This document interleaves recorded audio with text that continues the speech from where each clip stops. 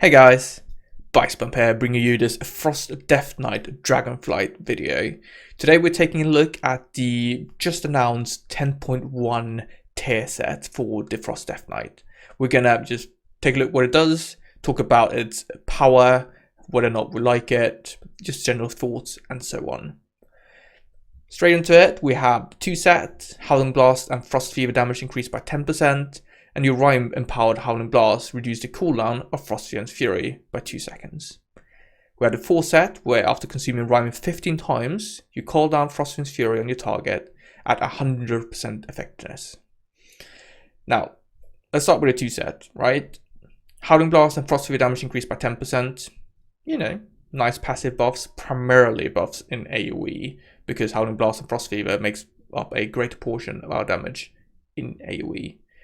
Rhyme empowered Howling Blast reduced the cooldown of Frost and Fury by 2 seconds. First of all, we need to spec into Frost and Fury to actually gain anything from this. Slightly odd, because Frost and Fury is quite far down into the tree, and it's not that common to pick it up. Sure, always pick it up in Mythic Plus, pretty much, and in some raid encounters, but generally it's not like one of our go-to talents. I would think that basing your tier set on a talent like this should be baseline. I don't know. We'll see what they do. Maybe they move Frostwind's Fury to baseline and then put in Absolute Zero as the talent in itself, but who knows. Anyway, reducing the cooldown of Frostwind's Fury is fun. It feels great to press that ability. It deals a ton of damage. 2 seconds every Rhyme. Did look at some couple sims, and it's going to give you a couple more uses. Maybe 2 uses in 5 minutes-ish. You might think that it synergizes well with Absolute Zero because you get lower base duration. However, effectively the cooldown is going to add the same number of extra casts regardless of you picking Absolute Zero or not. Just want to make that clear because I saw some comment discussing it. For the full set, we have that, you know, consuming Rhyme 15 times, you get like an extra Frost and Fury. This is pretty fun. It's kind of like when you press Pillar and you get an extra dragon coming forward.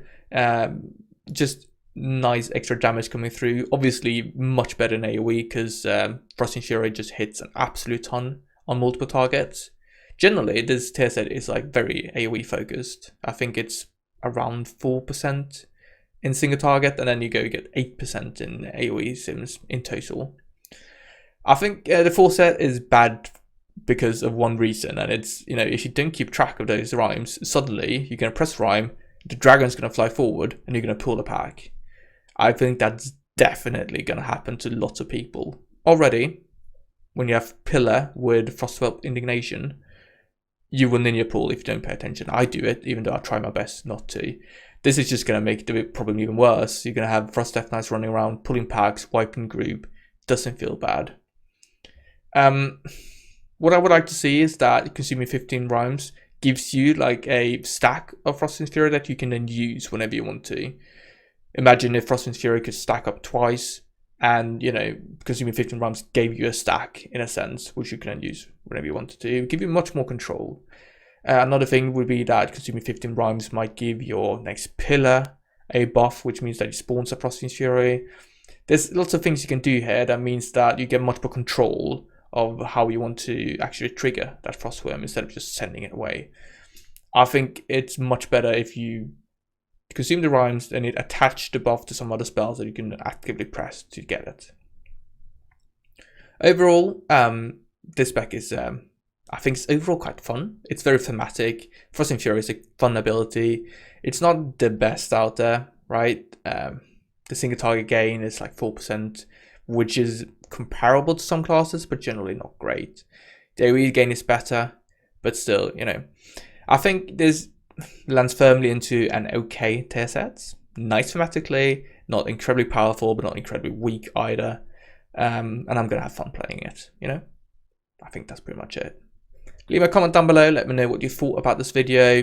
Tell me, do you like the tier set? Do you want to see something else? What's your opinion? Upvote, downvote, consider subscribing, and I'll see you guys in the next video. Thank you very much for watching.